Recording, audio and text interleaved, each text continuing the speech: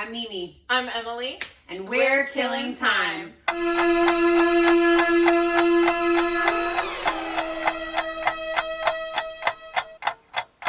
A show about true friends. Talking about all things true crime.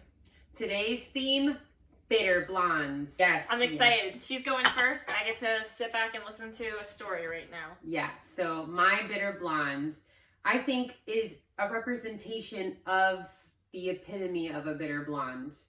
My bitter blonde is Betty Broderick. I'm so excited. So Betty Broderick was convicted in 1991 for second-degree murder of her ex-husband, Dan Broderick, and his bride of 7 months, Linda Colkina Broderick. So that's interesting. Sorry, quick interjection. I didn't know it was second degree, which usually just means like crime of passion. Like first degree is like the premeditated. So that's interesting. Okay. And that's what's so crazy about it. The only two charges that she was facing was manslaughter or second degree. But when you hear the facts of this case, you're going to really wonder why it wasn't first degree. Okay. Yeah. So she was convicted. She shot them both with a .38 revolver. Now, if you know 38 revolvers, not that I know either, but 38 revolvers, it's like the cartoon gun, you know, with the little revolver, you know, and like people play Russian roulette with it, you know. Okay. People, like it's a party game. People play Russian roulette. The Russians do. That's right. So when you shoot a revolver pistol, you have to cock it in the back and shoot, cock it in the back and shoot. It's not like it's a automatic weapon that you just pull the trigger. Boom, boom, boom. Exactly. So she was convicted in 1991. She is facing 32 years. Actually, in 2017, she was up for parole, and her parole was denied. She could... That's some tea. Yeah, she can...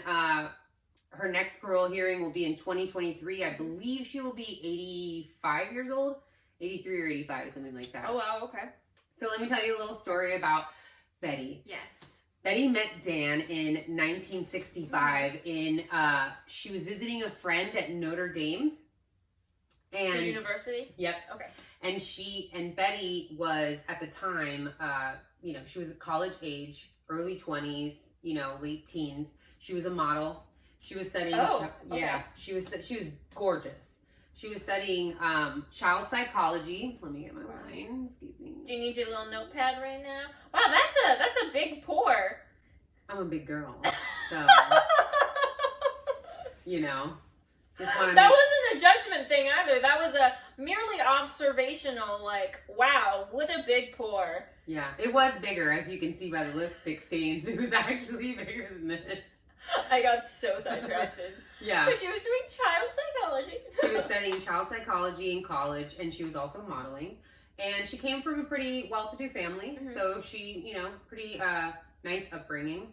And she goes to Notre Dame to visit a friend, and at Notre Dame, she meets Dan Broderick. Dan Broderick, he introduced himself with a little swagger. He said, he passed her a note that said, Dan Broderick, MDA. Okay. And MDA stood for medical doctor almost. Okay, I was gonna be like, what does the A mean? Asshole. So he asked her out and she turned him down. And then about a year later, when he was going to Cornell to go to medical school. Cornell, wow. So he started out in Notre Dame, and then he moved up to Cornell for medical school. About a year later, he sent her a telegram asking her out. This was in the 60s. Okay. It took me a minute. I was like... Yeah, and she agreed to go out with him after a whole year, and then she fell head over heels for him. Wow. So they got married in 1969, and Betty, they were both Catholic, they were both virgins when they met. Okay. And so they had a very, very traditional plan. When they got married, it was really cute. They actually said that in their vows that they promised to be together for at least 50 years. At least 50 years? Yeah. So... You didn't even make the at least 50, like, bare minimum? No, they lied. So they get married. They take on the traditional roles. He's studying to be a doctor. Mm-hmm. She has a daughter, but she's also working like little odd jobs, babysitting, waitressing, things like that. It was almost like they made sort of an agreement that sort of organically happened where she was like, I'm making these sacrifices of being a mom and working, and you're studying to be a success someday, and I'm going to support you so that you can be a success, you know? Okay. Well, he graduates and gets his MD, but then he decides that he could make more money as an attorney, so he decides to go to Harvard Law and gets in. He decides, I'm just going to go to Harvard? Yeah, just going to go to Harvard. You know what? I'm a doctor, and this is boring. So he decides to go to Harvard Law. They have another child. She's still working odd jobs. She starts selling Avon products, things like that. And I mean, Avon products plus other stuff. They got on food stamps. Like, they were really kind of like struggling while he's, you know, just studying to be a lawyer now. Get through the shit now, and then it'll be better. And then it'll pay off later. Yeah, you know, it was the American dream. Yeah. So he gets his law degree, and he starts working for a firm. He eventually quits that firm under Betty's advisement and goes into business for himself. And you know what kind of law he practiced? Medical malpractice. Very good, because he was an MD. I was just saying, I was like, well, that could work perfectly. Yeah, yeah. He was absolutely skilled in the medical field, and now he was an attorney, and he becomes a success. Right. So they have 2 more kids. This time they had 2 boys, so now they had 2 girls, 2 boys. Okay. And she takes on the traditional role. She quits all these jobs after he becomes a success. He immediately gets a nose job. They move to California, and they're living in San Diego. Wow. I actually lived in San Diego, and I lived in La Jolla where they lived. Oh, okay. It's a very, very well-to-do area, and you know, there's a lot of money. So he gets a nose job. They get several country club memberships. It's that kind of place. All American Dream. Southern Cali, you know? Yeah, yeah.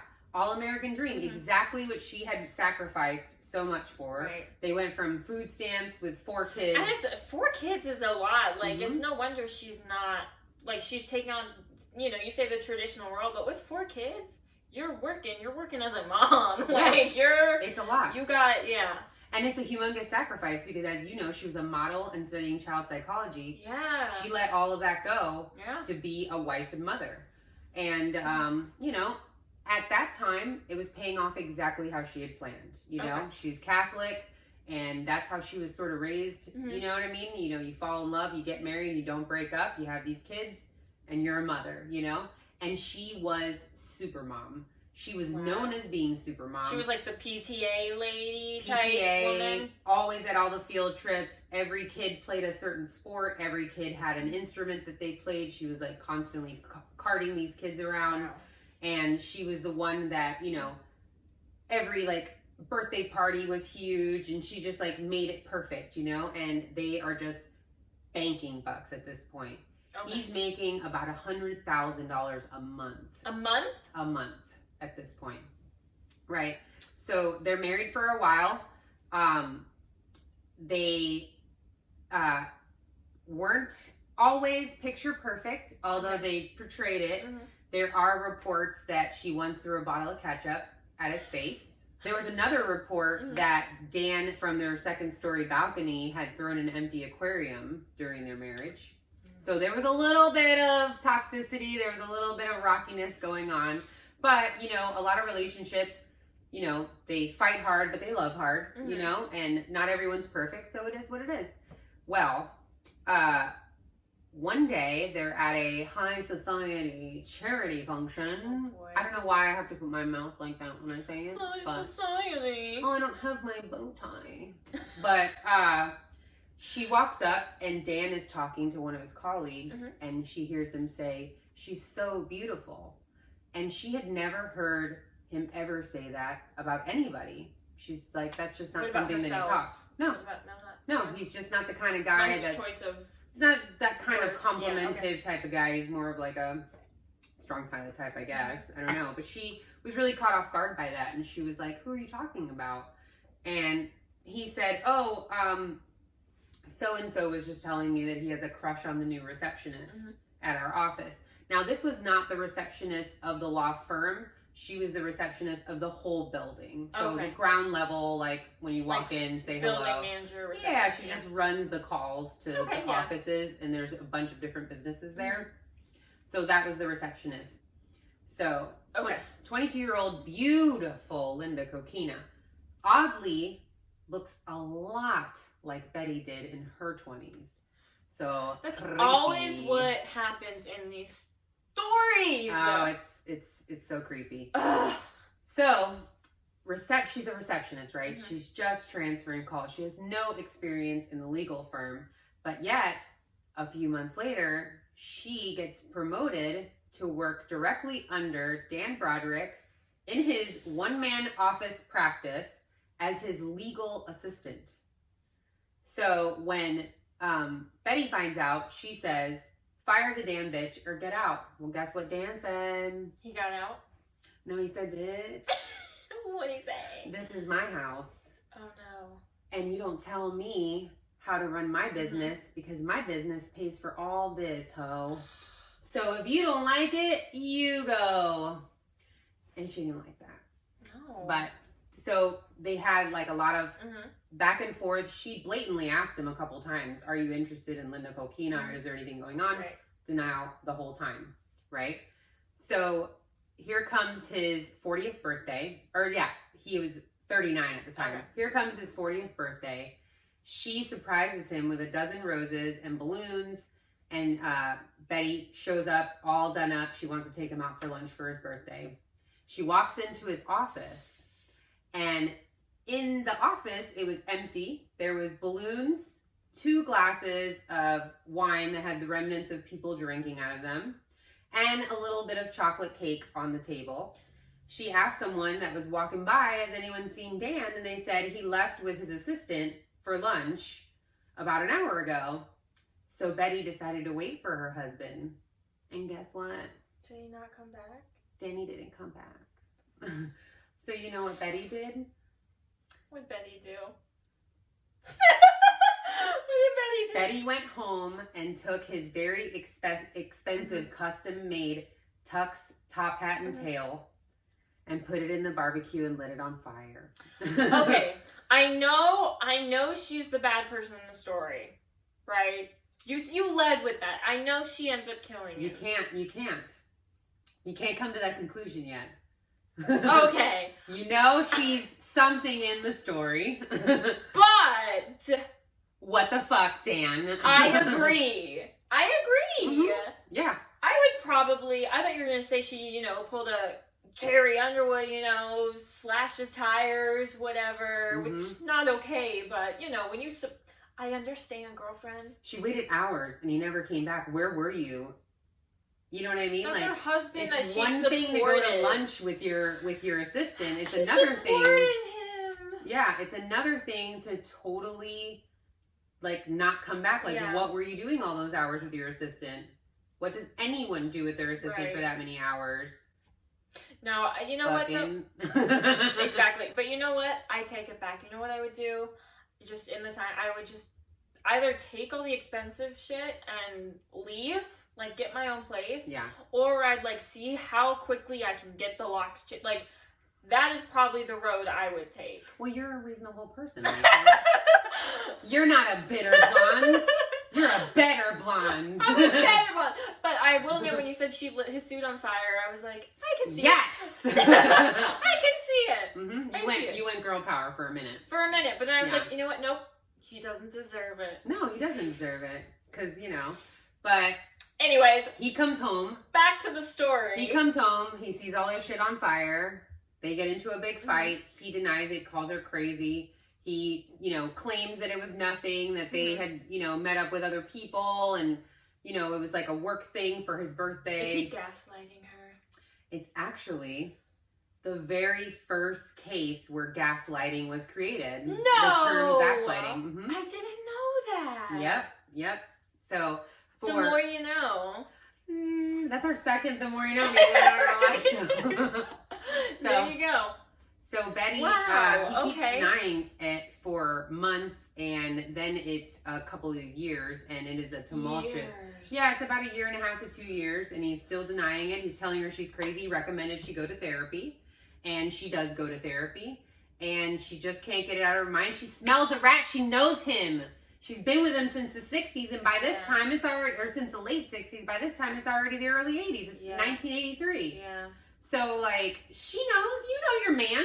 Yeah. If something's off, something's off. You know. And you know, and you're already seeing wine at lunch, and he's not showing up, like, that's hella unprofessional. And he wouldn't fire her. Affair aside, that's unprofessional. Yeah, it's unprofessional.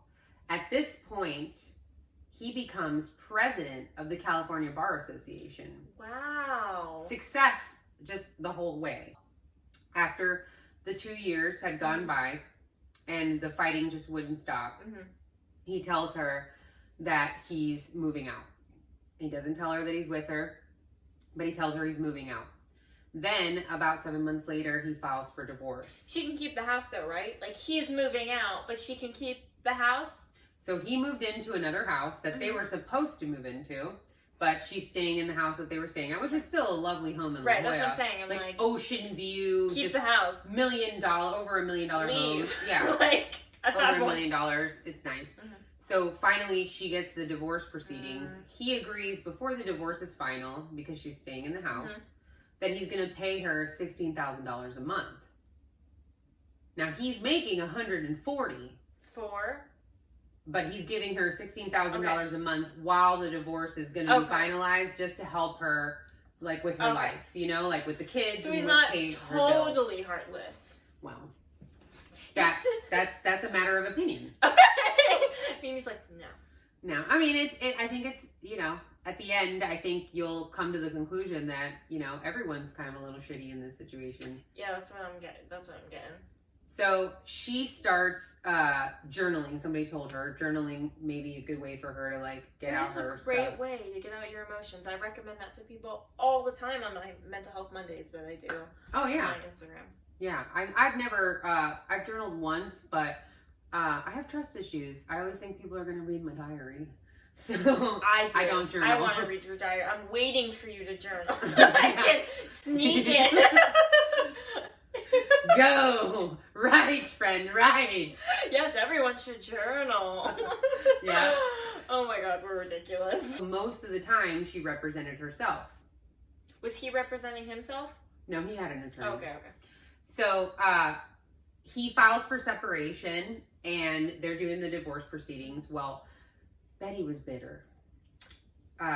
Because he still wasn't admitting that he was doing anything. Well, because then I think if there's an affair, I think there's, like, monetary and different legal... Well, that's the thing. In 1983, when the divorce, when he filed for divorce, that was the year that California became a no-fault state. The punches keep rolling for Betty. Damn. If you would have left me last year when you were porking your assistant, I would have had a leg to stand on. But here we are, where it just became no-fault state, so I can't even bring it up in court because they don't give a shit. They don't care. And you are also the president of the bar, and I can't seem to find an attorney. This girl is down on her luck. Yeah, she's not doing good. So she is just in complete denial. She's blaming the entire divorce on Linda Coquina. She thinks if Linda Coquina wasn't there, that Dan would be with her, you know, and that he would come back to his family. Like, this is the plan that they had this whole time. They wanted to have all these kids. Not only did she have kids, but she also lost a child. She had some miscarriages. You know, they went through a lot together, and they stuck by each other. Even though they were a little bit batshit crazy sometimes, like, they stuck by each other. They had a plan. And they were together for a really long time. At this point, it was 14 years. Wow. So the divorce proceedings go on for about 5 years. It was one of the longest divorces, and one of the biggest divorces in California history at that time. So Betty is just so angry with all of the punches that she's receiving that she doesn't handle her anger too well. At the time, in the 80s, people didn't have voicemails. They had answering machines. You know, last time we talked about explaining to the kids what Blockbuster was. Answering machines were voicemail boxes that you had in your home for your home phone. People don't have those now either. Kids, watch us. You'll learn things about history. We may say inappropriate things sometimes, but you'll learn. Yeah, you'll learn things, and you'll also hear some fucks. Sorry. She's leaving these things on the voicemail. On the answering machine. Yep. See, now I'm doing it on the answering machine. Yep. So at this point, he finally comes clean. Mm-hmm. He finally says, I'm leaving you because you were right all along. I was having an affair with Linda Kolkina, and we are in love, and we want to be together. And she was just like, oh, like validation time. So instead of her being like, yes, I was right the whole time, I'm not crazy, guess what she did? She goes crazy? She goes crazy! No. But then she kind of feels like I wasn't crazy. I am now. Now she's like, you did this already. So now she's like, I was right this whole time. But then she kind of feels like Dan and Linda are kind of fucking with her, right? So they're like living together at this point. Yeah. And that's why he had to like come clean and be like, hey, when I see the kids, you're going to see my girl. She's going to be here, you know?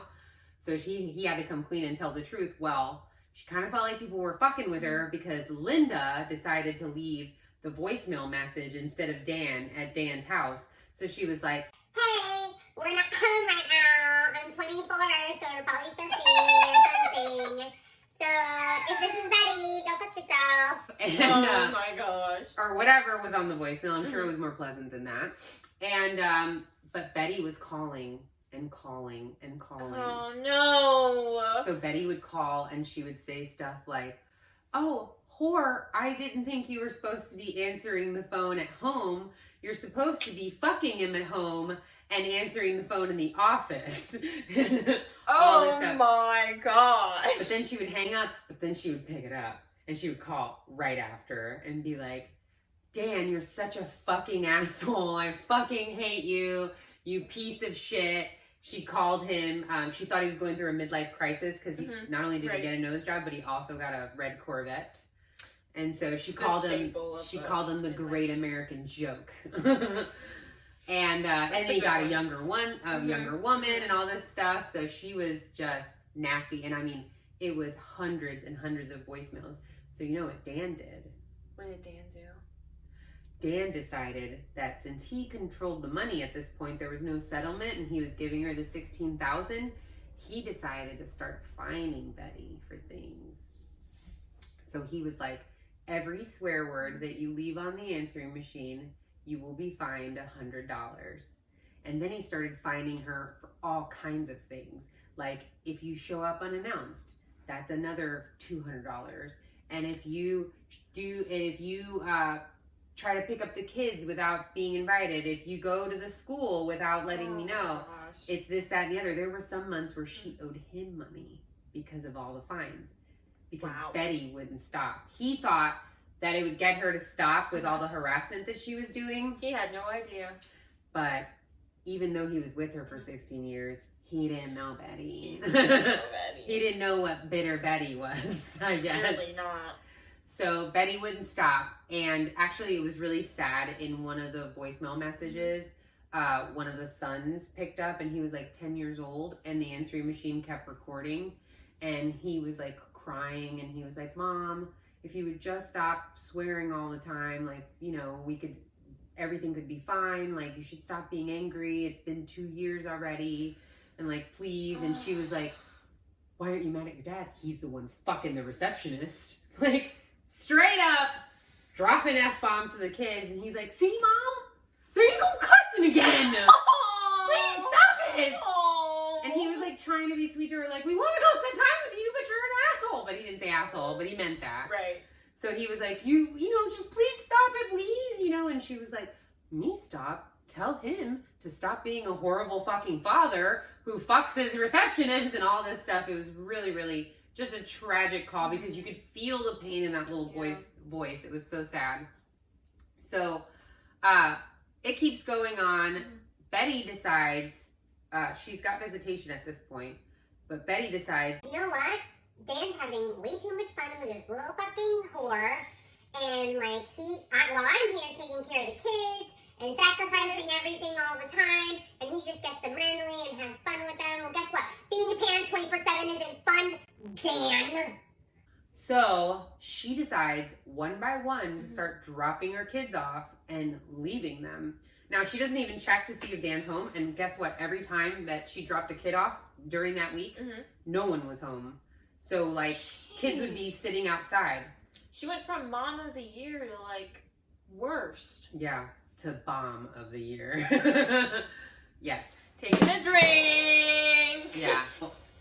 Betty, so you know, Dan says, oh, you want to drop the kids off when they're alone? Cool. See you in court. He gets full custody.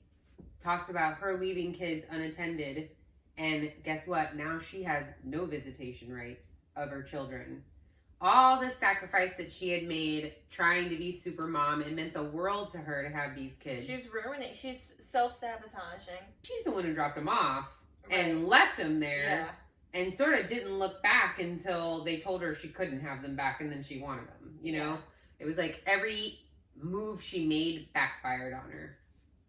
So at this point, Betty starts dating a guy. She's 40. Oh. He's 36. Okay. He's nice. He's sweet. He owns a fencing company. Aww. And he's like her biggest supporter, and he's a nice guy, and Dan likes him and everything. And great. Move on. One would think, right? But it didn't happen that way, did it, Betty? When the divorce finally was finalized, about 2 months later, Dan and Linda got married, and they decided to have security at the wedding. And Linda kept trying to get Dan to wear a bulletproof vest because she was so scared about Betty. Oh my gosh. He disagreed because he said she would never kill the golden goose. Because Betty didn't have a job. Right. Betty was completely dependent on him. And he was like, that's my security. Yeah, she talks a lot of shit. Yeah, sure. She calls me an asshole. Yeah, you're a cunt, Linda. But she's not going to hurt us other than with words, because then she's not going to have money. How's she going to live? The divorce gets finalized. Everyone should be moving on with their lives. There was one time that she went to pick up her kids, and she saw that his favorite Eskimo pie was on the kitchen counter and that Linda had made it. And she went into their bedroom with the Eskimo pie and rubbed all the pies all over his designer suits. Betty was bitter, real bitter. Yeah. And her poor boyfriend, Brad Wright, like, you just didn't give it to her the way Dan could, because she just could not get over it. Apparently not. Was she stigmatized? Another case of Was digmatized. she stigmatized? Another case of digmatized. Well, fast forward 7 months after Linda and Dan were married. She walks into the room, points a gun at him. Linda says she's got a gun, call the police. She claims that she doesn't remember anything, that the gun went off. But Dan had one shot to the back that went into his lungs and died. Linda had 2 shots in her. There was a shot in the wall and a shot in the headboard. And then Betty took the phone out of the bedroom, ripped it out of the wall, and put it in the hallway. Police are claiming that she did it after she shot them so that they couldn't call for help if they were still alive. Right, okay. She's claiming that she ripped it out of the wall because Dan had her arrested so many times that she was just like, I wanted them to listen to me and not arrest me for being there. I brought the gun because I was going to kill myself in front of them. And then she said she's got a gun to call the police. And then the gun went off. But remember, it was a revolver, which you have to keep cocking and clicking. Yeah. So how did it just go off so many times directly into the bodies of the people that you're facing? I don't know. Your story has holes in them. Lots of holes. So does Dan and Linda. Too soon. Is it? Maybe not. Okay, she just... Okay. Another bad pun, my bad. So... Man, that's so upsetting. Immediately after she shoots him, she calls her daughter. At this point, her daughters are college age. The two boys are still younger. She calls one of her daughters, and she's just like, I did something bad. Something happened, and the gun went off. I don't know. I think I killed them. I don't know. Something's going on or whatever. She calls a few friends, says the same thing. One of her friends thinks that she's just having another bitter Betty moment where she's just like just kind of fantasizing about killing them and all this stuff. She talked about, like, I hate him, I want to kill him, I'll kill him all the time. Right. She even let that on his message, like, you're not answering the phone, you're making me angry, I'll kill you. Like, so much evidence against her. Yeah, that's a lot. So when the 911 call comes in, guess who called? Her boyfriend, Brad. And he's there waiting for the police. And he says one of Betty's friends called him. Betty wasn't home. He thought that she had, like, gone to the beach because she lived right by the beach. Right. And he was like, it was early in the morning, and they said they think that something happened at Dan's house and that I should go check. So I checked to make sure the kids were okay, and then I decided to drive over there. I couldn't get in. No one was answering the door, and it was early in the morning. But because of this person calling, I decided that I was going to, like, break the side window and break in. Okay. And then he saw the dead bodies and called 911. And so people thought it was really strange that her boyfriend was at the Broderick house. I was going to say. But then the detective said, I decided to ask the patrol officers that showed up to the call because they always work the same areas. And half the time, a lot of people don't ask them. This was genius. Half the time, a lot of people don't ask the patrol officers. But if there's other activity that's been going on through there, they probably answered those calls too. Right. So it was a smart move on their part. Well, the patrol officer was like, yeah, I was just here a month ago. And his ex-wife drove her car through the front door. And we had to have her committed. Like, funny you should ask. Yeah. Oh, I've been here. Yeah, I know that house. Yeah, nice door refinish that they did here. They did wonderful. Yeah, it doesn't even look like anyone suburban went through it.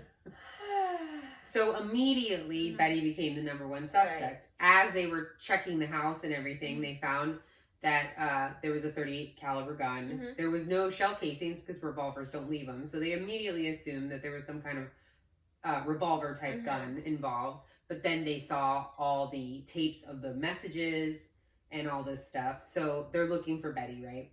They go to Betty's house. They find all of Betty's journals and a transcript called, What's a Nice Girl to Do? Basically saying that she wanted to kill him in detail, right? So then they're, like, really looking for her. They eventually find her. They go to Betty's daughter's house. And Betty's daughter tells them everything that her mom had called her and told her. There's Or a daughter. She just lost her father and now is like, I guess my mom's the sus. Like, that's horrible. Yeah. So then there's a bolo out for Betty. But Betty goes to the precinct lawyered up already and was like, I'm here to turn myself in. Guess what? I'm not talking, bitch. So wait, so she turned herself in but isn't talking? She's not talking, and she's already lawyered up. She walked in with a lawyer. Okay. Yeah. Couldn't get a lawyer to represent her for a divorce, but all of a sudden she get a lawyer to represent her for the murder. So she's not talking, right? They have this transcript. They have her journals. They have shell casings that match a gun that she owned. Right. And they know she had been taking target practice. At the precinct on Sundays, they teach civilians how to shoot. So, yeah. So they had all this stuff, not to mention all the answerings. They heard the one with the kid, all this stuff. The trial starts happening. Betty flips it. She admits it's not a case of whodunit. It's a case of why did this happen? You know, she starts talking about the mental torture that this 5-year divorce and the 2 years that he was lying about and gaslighting her the entire time. And then the fact that they were so similar in appearance to how she looked younger, so she was obsessed with looking young. She was trying to be perfect all the time. Right. She gained 60 pounds during the divorce. 60 pounds during the divorce. Something. I gained 60 pounds and I lost 63 pounds. It's a freaking third grader. Like, you literally have you have a third grader added to your body mass. So that's a lot. Oh my gosh. So she's like, he drove me insane. I was a victim. Like, he pushed me to no end. Did she plead insanity or? She just not officially? No, she did not plead insanity. She was just trying to play the victim and sort of like not necessarily justify it, but also understand that she snapped. Okay. You know, that it wasn't a premeditated thing, that she had been pushed to the corner as much as she could. She started saying that he would call her fat and stupid. The moment that he met Linda Kolkina, she started being fat and stupid. Now, this is just her recollection. And that he would grab her and like anytime they'd argue, be like, what did you say? And all this stuff. Now, there are records of them having a tumultuous relationship before Linda even came into the picture. So the first jury was hung. Yeah. It was a hung jury. In fact, one of the jurors actually said, after all the testimony, what took her so long? Yeah, you don't want someone like that on the jury. And then it became tabloid sensation. So this was one of the first televised cases. Yeah. Completely from beginning to end. And women all over America started writing her, sending her gifts, paying commissary, just being like, I know what you went through. Like, I was cheated on and they denied it and they tried to make me crazy and I snapped. Like, she became sort of a woman's hero for like the scorned woman. That's crazy. Yeah, totally crazy. And so then it was a complete... Yeah, but you don't condone murder. So she became a hero. So then she was like super confident that the next jury wasn't going to convict her. And her attorney tried to tell her, like, the mistakes that the prosecution made the first time, they're not going to make it again. They're going to improve their case. And now they know what you were going to say. And she was like, I don't give a fuck. I promise you. So she tried to, like, pull the whole victim thing again. And it was, and she even, like, there were certain times where you would just see the crazy in her, where she was like, he drove me crazy. Like, there's pictures on the stand. I love her. She's like, there's pictures of me like this and like this and like. And she's like, he drove me crazy and like all this stuff. And she kept thinking, like, I'm just gonna come back and say all this. Initially, in the first trial, she said, I just remember her saying I just remember the gun going off. I don't remember them saying anything. I don't remember seeing them. It just went off. Well, the second time she slipped up and she said, I heard Linda say, call the police. And then the gun went off. And then we were like, and I took the phone. And the prosecution attorney was like, I thought in the first case, you said you don't remember anything, that you blacked out. Now you heard Linda. Now you remember taking the phone. I guess you didn't completely black out, did you, Betty? And so then... yikes, man. Yep, it was a very long deliberation. And they were back and forth over and over. And you know what got Betty convicted? That sad phone call with her son, where no matter how much sense he tried to talk into her and how heartbroken he was as a child. And he was like, please stop. We want to spend time with you, Mom, but we just can't because you just won't stop. Like, you're just angry. And like, Dad doesn't love you anymore, but it's been 2 years. Like, just move on. You know, we can all move on and be happy. Yeah. And she was like, he's fucking the receptionist. And like this. She was charged with second-degree murder. That's what they were able to, like, agree on. And she was convicted of 32 years. The main witness for the prosecution, her oldest daughter. Yeah. That sucks. And she just told the truth. Right. But Betty blamed her for being convicted and for over 10 years, she didn't see any of her children. Now, today, Betty's kids have forgiven her, and they're still sad about losing their dad, but they don't want to also lose their mom. And so now they're all adults. They have children, and they're all very close. And they go and visit Betty. Betty's in some kind of minimum security prison because of the tabloid sensation that the case became. Betty was interviewed on Inside Edition, American Justice. Oprah went and hung out with her in jail. Wow. Oprah went and hung out with her in jail, and somehow Betty was wearing a designer tracksuit from the early 90s. Because Oprah said, no, we're not doing the jumpsuit. Yeah. If Oprah says it, it happens. Yeah, and then Oprah had her kids on the show after 10 years when they were young adults. Right. And Betty was also wearing satellite interview from there, where she was also wearing makeup and a nice outfit. She wasn't in a jail outfit.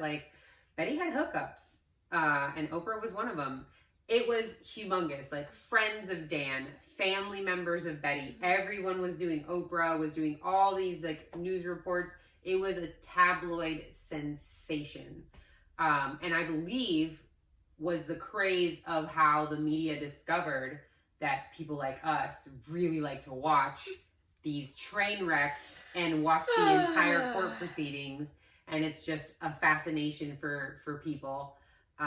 They were sort of the pioneers of that time.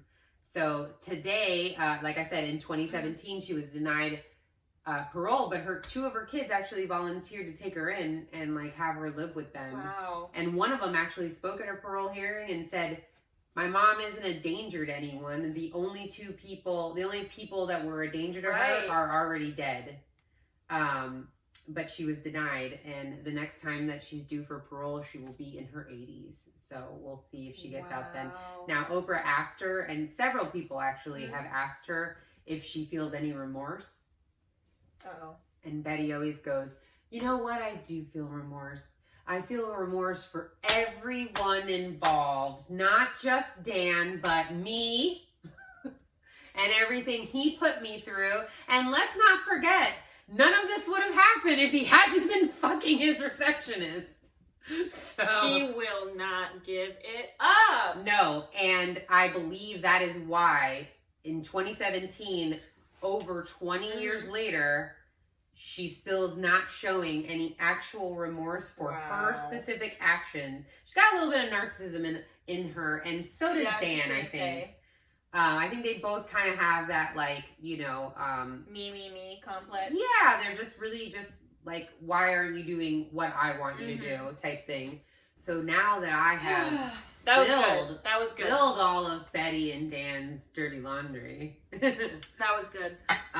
Tell me, who is your pick for the bitter blonde? I could not care less about serial killers. Except for one. Except for this one. And it's Aileen Wuornos. Ooh! And she's a good one, though. This is because I feel that her story is a prime example of, it's just a cycle of violence, of sexism, of I feel like everyone actually involved in this story did. I feel like there was no justice. Mm-hmm. That's true. That is how I feel about this. Nobody won. So, yeah, nobody won. So one of my sources for this was a really cool documentary on the ID channel called The Mind of a Monster. Oh, I love that. Right. It talks to Eileen's best friend, Dawn Botkins. Mm-hmm. I think that's how you say it. But I guess when Aileen was in jail, she constantly wrote letters back and forth to Dawn, and a lot of the contents of the letters are in the documentary. So that was cool, and I just feel like the documentary also did a really good job of humanizing Aileen, because she's known as the monster. Right. They humanized her without shying away from, yes, she did these horrible things. You know what I mean? And they still talk to the victims' families and everything. So, okay, let's get into it. That was a long. I'm excited. That was a long intro, but let me tell you the story of Aileen. Okay. So she was born February 29th, 1956. She never met her father. Her father was she's a leap year baby. Yeah. How about that? Yeah. She never met her father. Her father was apparently schizophrenic, and he took his own life while in jail on child molestation charges. Yikes. Her mom was not that great either, and would spend money on like booze and drugs instead of food for her kids. So when Aileen was 4 years old, her grandmother adopted Aileen and their other siblings. Aileen supposedly loved this time of her life. She thought it was great, even though there were reports that her grandfather was very abusive. When Aileen was 14 years old, a friend of her grandfather raped her, and she got pregnant, and she named the baby after her brother Keith, but she never really got to meet the baby. She gave birth to him in a home, and he was taken away immediately to a better life. But she did get to name him Keith. She had that much of a say in it. So I guess right after that was the time that she began to become bitter, really bitter. Right around that time, also, her grandmother passed away, and her grandfather got way more violent and eventually kicked her out. She moved into the woods near her grandparents' home. Her friends would often give her necessities like water and cigarettes, but in exchange for sexual favors. Oh. And when that wasn't enough, she turned to actually prostituting to support herself for a year while she lived in the woods. She was 15 years old. Oh. 15 years old. When she was 16, she left the woods of Michigan behind and had Florida on her mind. And she... It's easier to live in the woods in Florida than Michigan. Yeah, I mean, there's no winter. Yeah. There's no winter. Cold. Yeah, it's cold. So let's jump ahead now. We're in Florida, 1986. I keep going back and forth. Aileen, you know what I mean. Yeah. But Aileen has been jumping around since she left Michigan. She's been supporting herself as prostitute, truck stop hooker, and she's gotten into various, small crime run-ins with the law, but no murder yet. Yeah, just like petty theft stuff. Right. And Yeah. The lesbian bar in Daytona Beach, she met Tyria Ty Moore. They moved in together, and Aileen continued working as a prostitute in order to support herself and Ty. Up until the very end of Eileen's life, she said that Ty was the absolute love of her life, which is what makes what happens next just even that more heartbreaking. Mm-hmm. Yeah. So between 1989 and 1990, Aileen murdered 7 men from whom, they either picked her up as a prostitute or as a hitchhiker. Gotcha. Here are the men. Richard Mallory, age 51, Daytona Beach, late 1989. He was shot 3 times. He was a store owner in Clearwater, Florida, which is our backyard, pretty much. Yeah. And had previous sexual assault charges against him. Marion County lead investigator refers to Mallory's death as the beginning of Florida's worst nightmare, which I think is a little excessive. Yeah, I mean, come on. Give her a break. I think we've had hurricanes kill more people than Aileen has. We have more pedophiles than... Didn't Bundy have a run here for a little while? Yeah, exactly. Anyways. Don't be so overdramatic. That was a little dramatic. Yeah. Florida's worst nightmare. You're doing too much right now. So Mallory became a cold case for a little while. David Andrew Spears was in his 40s, Citrus County, 1990. He was shot 6 times. Mm-hmm. Spears was a construction worker in Winter Garden. Charles Edmund Karskadon, I'm sorry, I don't know how to say that. Ooh, where's he from? I don't know. Pasco County, apparently. He was in his 40s. That's where we are. That's where we are. Pasco County, 1990. Who knew such exotic men lived here? Oh. Pascadon. Okay. It's like, Well, get this. He was shot 9 times. Woo. But he worked part-time as a rodeo worker. So he must have been a pretty cool dude. Not only that, but I mean, he could probably take a few hits. So she was like, fucking die already. Jesus. She said that. She said she overshot in the beginning because at first the bullets didn't affect, it took a while for the wounds to actually... So you weren't wrong. That's wow. Exactly what she said in one of her letters. Was the reason Need a better gun. for the excessive shots. Next we have I'm sorry, am I advising how to murder? My bad. Excuse me. No, she's not. I'm on the right side, not on the wrong side. She's just commentating. Yeah. She's just observing. Aileen didn't even hear it. Peter Sims was 65 years old, Orange Springs, 1990. He was reported missing. Witnesses report seeing Aileen and another woman, this is Ty, abandoning Peter's car. In the documentary I referenced, they interviewed Peter's nephew, who told all of us about how Peter loved to pick up hitchhikers because he loved the chance to talk to random people about God and to tell people about the Lord. Oh no. He sounds like a nice person. This is sad. When his nephew warned him about how dangerous hitchhiking can be, Peter supposedly said, and I quote, "If I get taken out, at least I'll be doing the Lord's work." His body was never found. That one's real heavy. Yikes. Troy Eugene Burris was 50, Marion County, 1990. He had been shot twice. He was a sausage salesman from Ocala. Not the sausage salesman. Where are we going to get our sausage? The sausage salesman.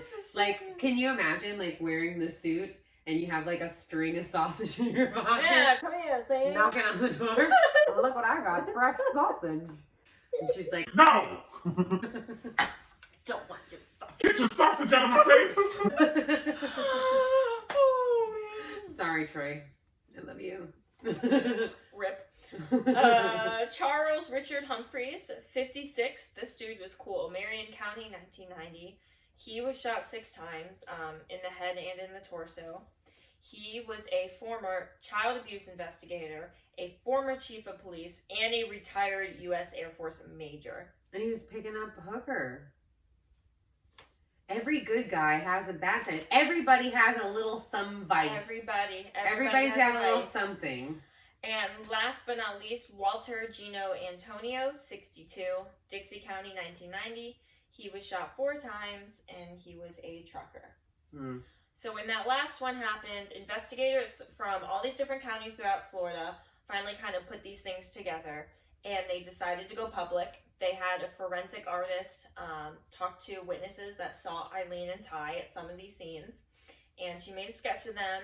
They went to the media, and the media lost their shit. They're like, 2 female killers? What? Oh, this is insane. And it was... Wait a minute, they don't have penises and they're murdering? I've never heard of such a thing. Seriously, it was everywhere. Yeah.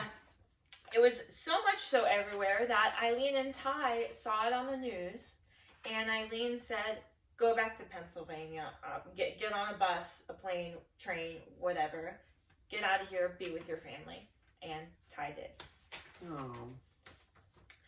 So investigators they took an undercover officer to a bar Aileen was known to frequent called the Lost Resort Bar in Volusia County. And on the surveillance footage, she's talking to the undercover officer. She's sad. She's like, I just got out of this, I just got my heart broken. Love of my life just had to leave me. Then things get heated up and, prostitution deal starts happening. Yeah. And the people, doing the sting in the surveillance car are like, okay, well, we don't want our undercover officer to go through this, so let's just arrest her now. So they arrest her. They take her in. They currently have no actual concrete evidence tying her to any of these murders. So they track down Ty in Pennsylvania. They eventually reach her, and she is so scared of going to jail. She is so scared of the consequences that she throws Aileen under the bus immediately and is like, I will do whatever you guys need me to do. Do not arrest me. So they put her up in a motel in Florida. They tap the phone lines, and they let her and Aileen have conversations while Aileen's hanging out in jail. And while Ty's on the phone during these conversations, they have an officer writing down things to say to Aileen. They have her crying. They have her say things like, they're coming for my family. I'm so scared. I don't want to go to jail. And at one point, Aileen says, honey, listen, do what you gotta do, okay? I'm not gonna let you go to jail. If I have to confess everything to keep you from trouble, then I will. Which is why on January 16th, that's my birthday, by the way. Yeah. Oh, makes it even sadder that she dropped the dime on her. Yeah. It's horrible. It's horrible. So January 16th, 1991, Aileen asks to have a meeting with investigators, and she goes in there crying, and they're like, well, why are you sad? And she's like, I'm just kind of sad. And then she sits down and she confesses to everything. And she tells them everything they want to hear. And she reiterates multiple times, I'm telling you guys this to leave my girlfriend alone. Yeah. Like, leave Ty alone. I will tell you everything. One of the quotes, I know what I did. I'm confessing what I did. Go ahead and put the electric chair to me. Completely opposite reaction of Ties. Yeah, completely opposite. So because everything's kind of in a different county, they go, in order of the murder. So the first murder goes to jail. That's the Richard Mallory case. And Aileen claims self-defense that Mallory had raped her. Now this pisses me off so much. Mallory had a history of sexual assault. He served time for rape before. That's right. But that was not allowed to be used in court. They couldn't mention it in court. Well, that's bullshit. But because she could have been defending herself. All of Eileen's other charges and the fact that she worked as a prostitute and every other thing she's ever been arrested for was allowed to be brought up. Of course. Right. Bullshit. So that really messed me up. She even took the stand, even though her lawyers, everyone says don't take the stand, but she said, I have to take the stand because when I went in there to confess to the investigators, I tried to tell my side of the story, but they wouldn't listen. They just wanted to hear about the murders. So she took the stand just to be able to do that. Mm-hmm. Yeah, so in some of the letters to Dawn, some of the things she says, women are not supposed to pose such a power of authority over their assailant. I weigh my sins on the male domination of society. Females are not human, just a dominion for their pleasures and demands. Males are the very cause of woman's distress. They gave me hatred, so I gave it back.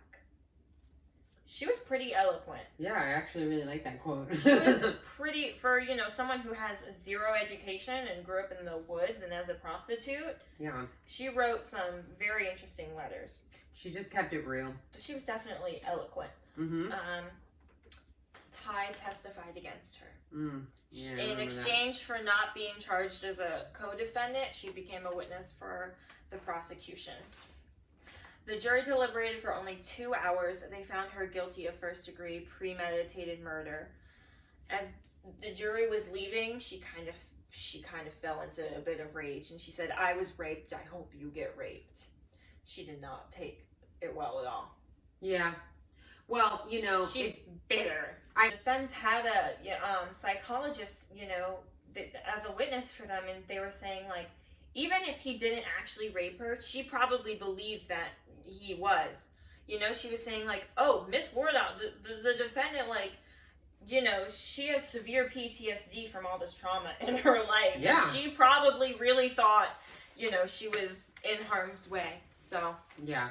Again, not justifying it at all, but just trying to get more. There's more that meets the eye. Absolutely. What we're saying. Yeah.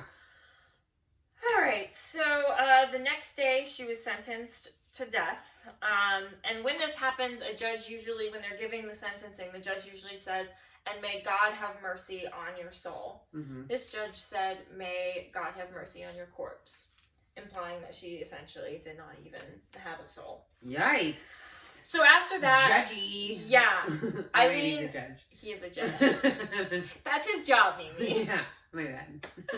Aileen lost it. She pleaded no contest to the other murder charges. She dropped her plea deals. Any court appearance she made, this is where all the monster terms come from, because she is just bitter and gross and nasty and saying horrible things. She's fucking mad. She's mad. She drops the plea deals. She fires her attorneys. She's done. Yeah. She has given up. She's on death row for about 10 years. Activists throughout this time continue to plead that she's mentally ill and therefore the death sentence is inhumane. Mentally ill because of post-traumatic stress disorder? Right, yeah. Okay. They say she's not well. This is an inhumane thing to do. And that's the truth. Yeah. I mean, on camera interviews during her time in jail, she appeared insane and unremorseful and, said the killings were in cold blood. Everything they say about me is true. But there were a few times when the people interviewing her would say, yeah, cameras are off now.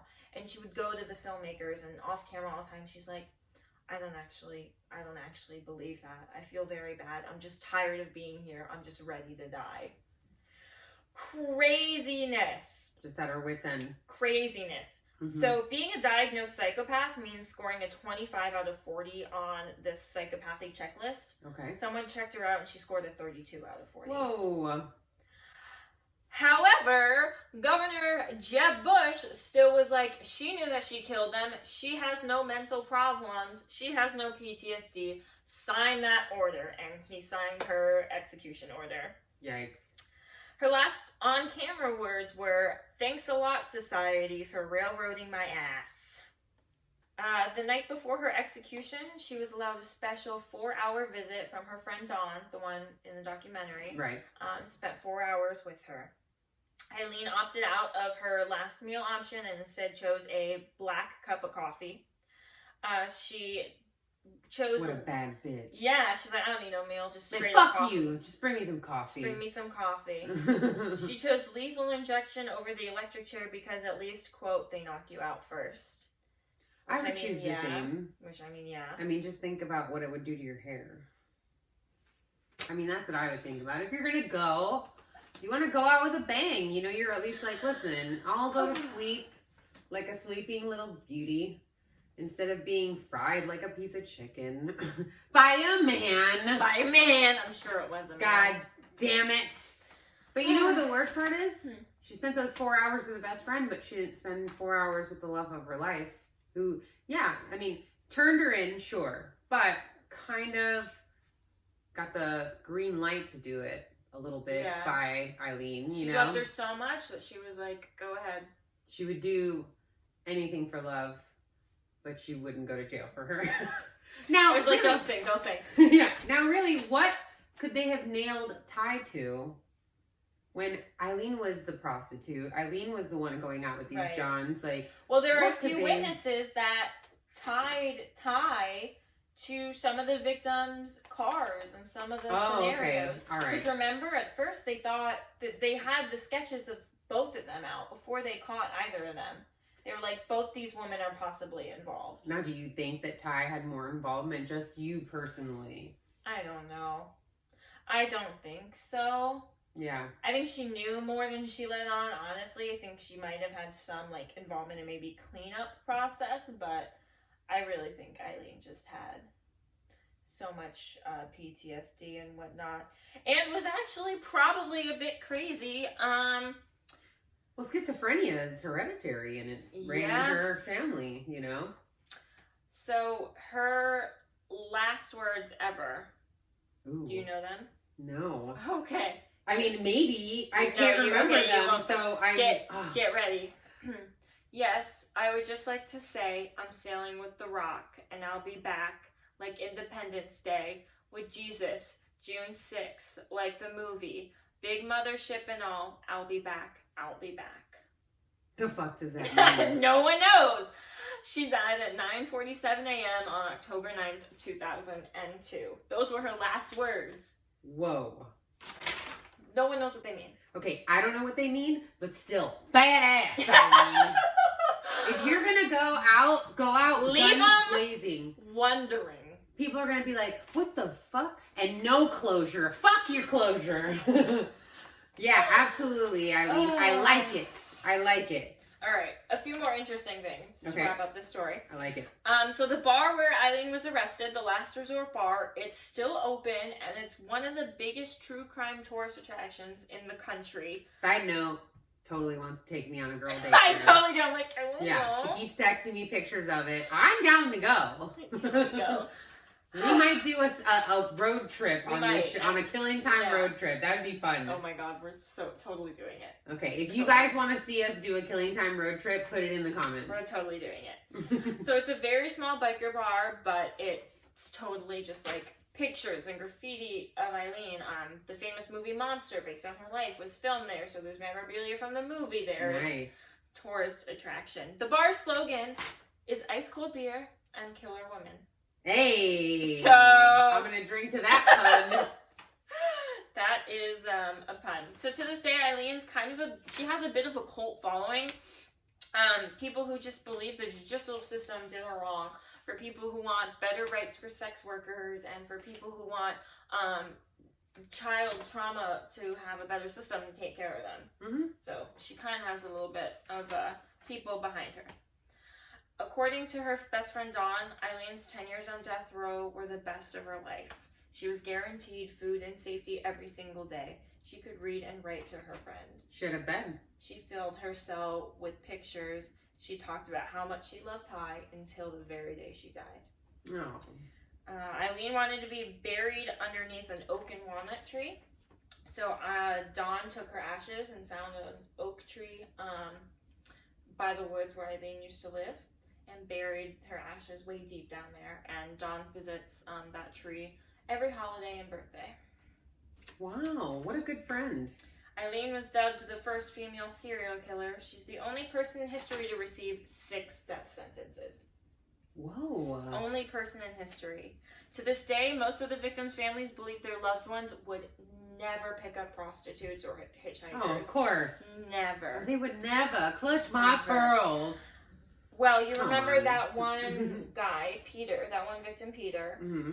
whose body was never found, but he did not pick up prostitutes. He liked to pick up hitchhikers and talk to them about the Lord. Well, in a lot of Eileen's letters in jail, she showed so much remorse and guilt. She talked to God often. She asked for forgiveness a lot. In one letter to God, she said, "Don't feel sorry for me, feel sorry for them, the victims." The documentary people showed that letter to Peter's nephew, the one who they were interviewing. Mm-hmm. And Peter read it and said he believes Aileen is in heaven, and that Peter was the first one to greet her. Oh. And that is the story of Aileen Wuornos. What a nice ending. I tried to end it on some semblance of... And it was really a disgusting story in general. It's so a rough story. She did some horrible things, but I totally think... I mean, she's roped in with Dahmer and Kemper and Geen all the time, and I just think it's so unfair. Like, different levels of nastiness all around, in my opinion. Absolutely. And I think back in those days, I hope that now we've evolved past that, but I think people really didn't look at post-traumatic stress and past trauma as much as they do now. Absolutely I would hope not. that they look at it more now. I hope that we have evolved that way, because I think that was something really important that should have been looked at in that case. And I don't know if I really agree that she was the kind of person that should have been on death row. But at the same time, I do agree that a lifetime in prison is probably worse than death. So for her, I don't think so. mm-hmm. She had, like she said, her best friend visited her. She was safe. She had a bed and food. She lived her whole life not having any sense of safety or security. And just not having like basic necessities. And this a is shower. Right. This is the whole thing about how I was, saying, like, I don't care about serial killers' backstories. This one I do, because to me it's an example of how, like, these people can be made. Yeah. Do you know what I'm saying? And how can you blame someone for acting savage when they were treated like an animal their whole life? Yeah, and like I do believe people can inherently be born evil in some cases. Oh, absolutely. But to me, this is You'll be hearing about that in seasons. Yes, you'll hear about some of those. Yeah, absolutely. This is just an example of, like, just a raw deal from the start. We as a society benefit more actually from helping those who need it most versus just letting them figure it out, and because this is what happens. All right, memoriam time. Oh yeah, memoriam time. Here's the Go part first. of our show where we want to give a memoriam to the victims of these crimes. you didn't deserve to die. Even we though joke a lot, we say a lot of ridiculous things, but this is we do want to make sure, you know, we honor those who have gone. Yeah. So I'm going to start because I have a shorter list of victims. Dan and Linda, you weren't perfect. You made some mistakes in life, but once again, you didn't deserve to have to be killed because of that. You had children, you worked hard, and you tried to do your best after the mistakes that you made to straighten out your lives and move on. And it was unfortunate that what happened had happened. I think that you both had a bright future ahead of you, and I know that your children miss you. Yeah. And that's just a testament of what good people you were as parents and as friends. So cheers to you. To the 7 men, whose names I'm not going to re-rattle, but to the 7 men who died at the hands of Aileen, I'm sorry that you had to be a byproduct of this.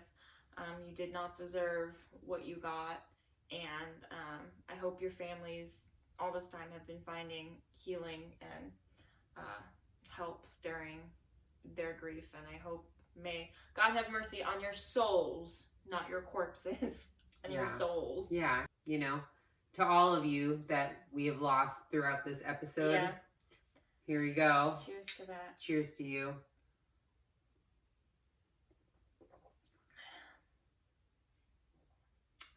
All right, that's our show. Thank you so much for hanging out with us again, killing time with us. Thanks. We love doing this, so this please. Is the best. Yeah. Can you guys keep up with our stupid banter? Yeah.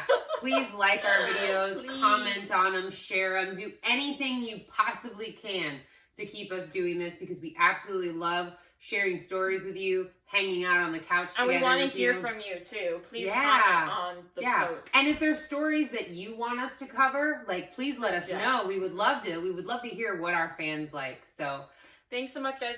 Yeah. Stay safe. Thanks for killing time. Have a good night. Bye.